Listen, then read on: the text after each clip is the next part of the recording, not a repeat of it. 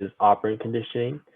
So that's when you link behaviors with consequences to alter the frequency of behaviors.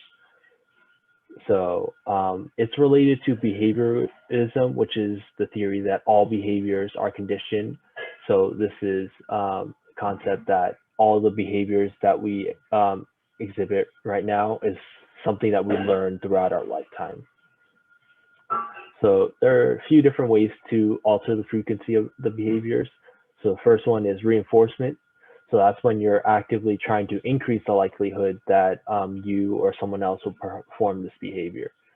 So you would use something like a positive reinforcer that increases behavior by using positive incentives or consequences. So a positive reinforcer would be like your parents giving you money every time you perform like a chore or help them with anything. So they're using something positive to increase the behavior.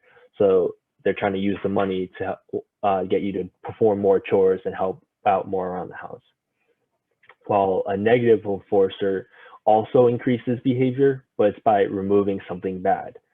So positive and negative reinforcers, they both increase the frequency of a behavior, but a positive reinforcer does it by adding something positive as a good incentive, while a negative reinforcer removes something bad. So it's like, oh, the negative reinforcer increases behavior by removing something bad that you currently have and removing it. But it's important to remember that both the reinforcers, they increase behavior, but through different means.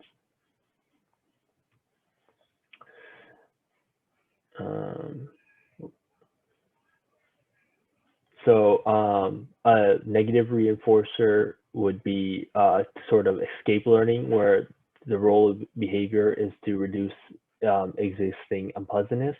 So escape learning is when you try to escape a bad condition that you're in right now by performing a specific behavior.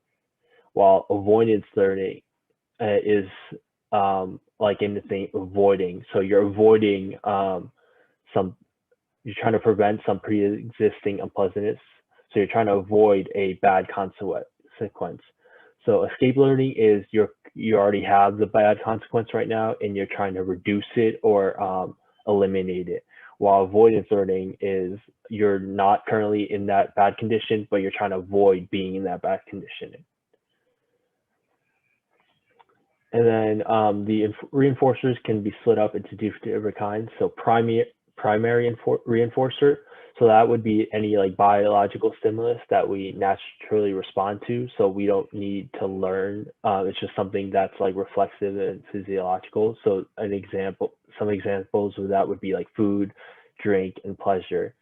You don't have to be taught to respond to food and drink because that's something that we naturally desire and try to strive to get. While a conditioned secondary reinforcer is when we use conditioning to make a non-reinforcer cause a response. So those examples would be like money, grades, or a specific title. So normally money and grades wouldn't cause someone to perform a specific behavior. If you gave money to someone who knew nothing about the concept of money, they wouldn't perform a behavior just because you gave them a piece of metal or a piece of paper. So that's something that we learn to have a response to.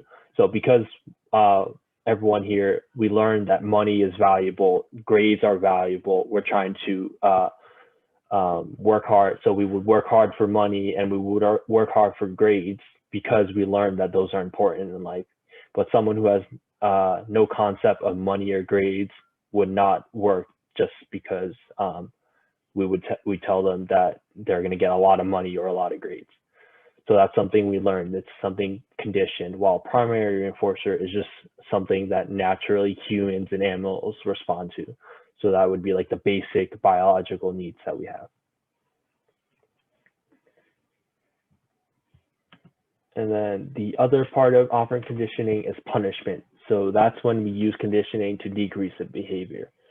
So both positive and negative punishment are used to decrease behavior.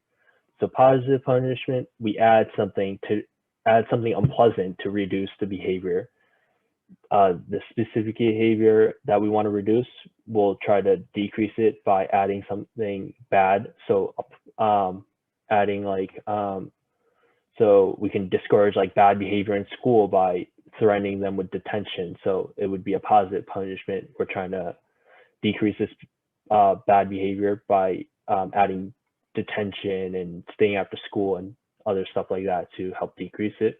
While negative punishment is reducing behavior by removing a stimulus, so parents could try to encourage good behavior by, so they would try to encourage them not being like tardy to school or getting bad grades by removing like their phone, TV access, internet access. So we're decreasing behavior by removing something to make it bad and then positive for them in order to reduce that behavior. So both positive and negative punishment decrease behavior. That's important to know.